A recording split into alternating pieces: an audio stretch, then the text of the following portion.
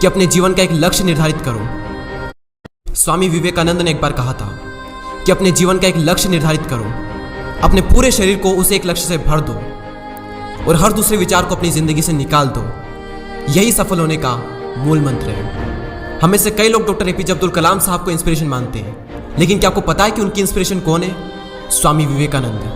और सिर्फ यही नहीं, बल्कि निकोला टेस्ला, सुभाष चंद्र बोस, लाल बहादुर शास्त्री और भी कई सारे ऐसे लीजेंड्स हैं जिनकी इंस्पिरेशन स्वामी विवेकानंद है। आज हम स्वामी जी के जीवन की 3 कहानियां डिस्कस करेंगे और जीवन की बहुत बड़ी सीख है इन तीनों कहानियों में। पहली कहानी, एक बार स्वामी जी को नदी पार करना था और वो नदी के पास में खड़े थे। तभी एक साधु ने आकर उनसे पूछा, क्या आप ही स्वामी विवेकानंद हो?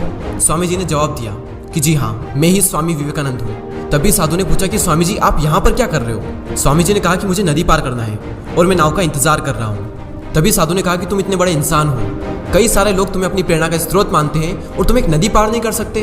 देखो, मैं तुम्हें नदी पार करके बताता हूँ। तभी उस साधु ने पानी पर चल करके उस नदी को पार किया और फिर से पानी पर चल करके स्वामी जी के पास लौट कर आए और बोले कि देखो, मेरे पास इतनी शक्ति है, मेरे पास इतना टैलेंट है, मेरे पास इतना ज्ञान है, उसके बावजूद भी मुझे कोई नहीं जानता।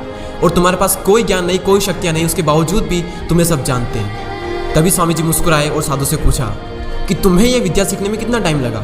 साधु ने कहा कि 15 साल। इतने में स्वामी जी की नाव आ गई और स्वामी जी ने साधु को नाव में बैठाया और वहाँ से चल दिए। दोनों ने नाव में बैठकर नदी पार की और पार करने के बाद स्वामी जी ने अपनी जेब से 1 रुपया बाहर निकाला और उस नाव वाले को दे दिया। यानी कि दोनों के मिला के 50-50 पैसे यानी 1 रुपया उन्हें दे दिया। तभी स्वामी जी ने साधु से कहा कि जो काम तुम 50 पैसे में कर सकते थे, उसके लिए तुमने अपनी जिंदगी के 15 साल बर्बाद कर दिए।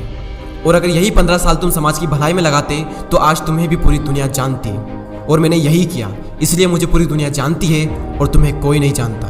और स्वामी जी ने साधु से कहा कि तुम्हारी तरह कई सारे लोग ऐसी चीज़ों में अपने दिन, हफ्ते, महीने, साल लगा देते हैं जिनका उनकी ज़िंदगी में कोई मतलब नहीं निकलता। इसलिए अपने टाइम को ऐसी जगह पर लगाओ जहाँ पर उसका एक्चुअल में कोई सेंस निकले, क्योंकि टाइम से बढ़कर इस दुनिया में कोई भी इंपॉर्टेंट चीज़ नहीं है। अगर समय बर्बाद तो जिंदगी बर्बाद। दूसरी कहानी, एक बार स्वामी जी एक ब्रिज पर चल रहे थे। तभी वहाँ पर कुछ बंदर उनके पीछे पड़ जाते हैं। कोई बंदर उन पर लपक रहा, कोई उनका प्रसाद छीनने की कोशिश कर रहा और स्वामी जी उन बंदरों से पीछे छुड़ाने के लिए वहाँ से भागने लगे। स्वामी जी भागे जा रहे थे और वो बंदर भी उनके पीछे पीछे भागने लगे। तभी एक आदमी ने स्वामी जी से कहा कि तुम डरो मत, इनका सामना करो। तुम जितना ज़्यादा इनसे डरोगे ये तुम्हें उतना ही ज़्यादा डराएंगे। तभी स्वामी जी पीछे मुड़ते हैं और आंखें निकाल कर उन बंदरों पर जोर से चीखते हैं और तभी सारे बंदर वहाँ से दुम दबाकर भाग जाते हैं। और उन्हीं बंदरों की तरह होते हैं हमारे नेगेटिव थॉट्स, जिनसे हम डरते हैं। और जितना ज़्यादा